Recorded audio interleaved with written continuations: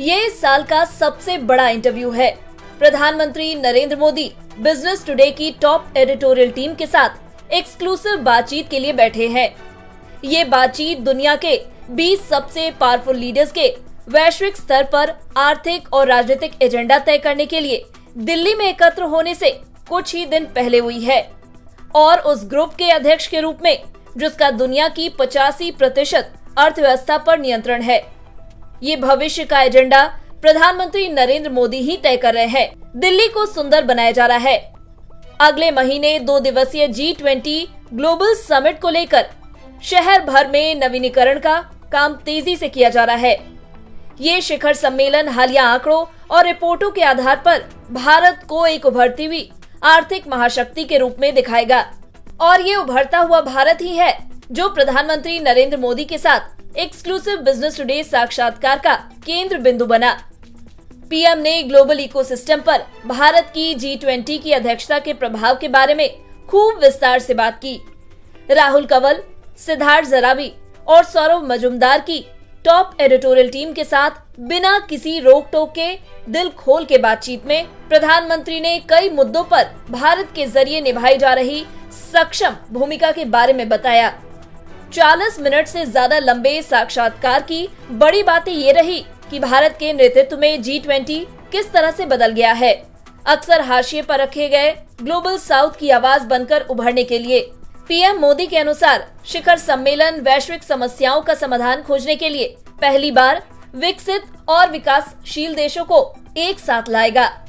प्रधानमंत्री ने अफ्रीकी संघ को G20 में शामिल करने पर भी जोर दिया है।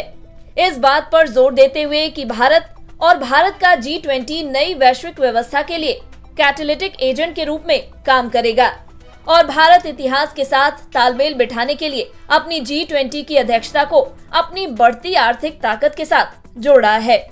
ये काम मुश्किल है और बेहद जरूरी मुद्दों से भरा है जिन पर वैश्विक ध्यान देने की आवश्यकता है। दुनिया भर के देश कोविड-19 महामारी और रूस यूक्रेन युद्ध के दोहरे झटके से हुए नुकसान की भरपाई करने की कोशिश कर रहे हैं। दुनिया धीमी वृद्धि, हायर इन्फ्लेशन, बढ़ती सामाजिक आर्थिक असमानताओं और एक्सट्रीम मौसम संबंधी घटनाओं की न्यू नॉर्मल के साथ भी तालमेल बिठा रही है। प्रधानमंत्री के अनुसार G20 को दुनिया उम्मीद की किरण के रूप में देख रही है और इसके लिए भारत की G20 अध्यक्षता के दौरान जमीन तैयार की जा रही है।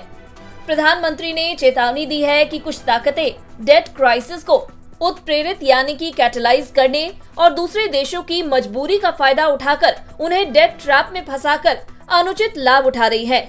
इसे भारत की अध्यक्षता में डेट रीस्ट्रक्चरिंग के माध्यम से संबोधित किया जा रहा है और इससे श्रीलंका, जामीबिया, इथियोपिया और घाना जैसे देशों को मदद मिली है।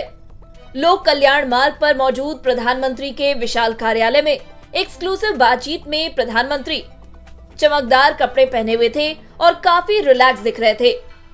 उन्होंने वैश्विक चिंता के क्षेत्रों, भारत को एक संभावित मैन्युफैक्चरिंग हब के रूप में संबोधित करने और कई दूसरी चीजों में मदद करने के अवसर के बारे में उत्साहपूर्वक बात की।